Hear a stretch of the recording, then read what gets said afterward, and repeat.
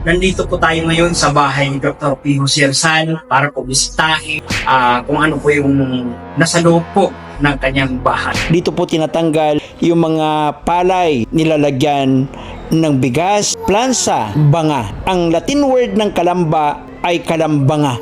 Family table, sister room. Ito naman ang room ni Dr. Jose P. Rizal. Pag meron silang bisita, dito sila nag-usap-usap, magkakapatid at magkakapamilya. Ito naman ang kwarto ng mga magulang ni Dr. Jose P. Rizal, magkatabi sa kanyang kapatid na babae. May sakit kasi ang kapatid ni Dr. Jose Rizal na babae, kaya hindi maiwan ng kanyang mga magulang. Ito ang kanilang balon.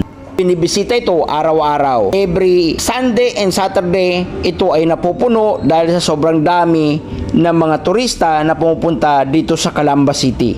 Ikaw, kailan ka pupunta?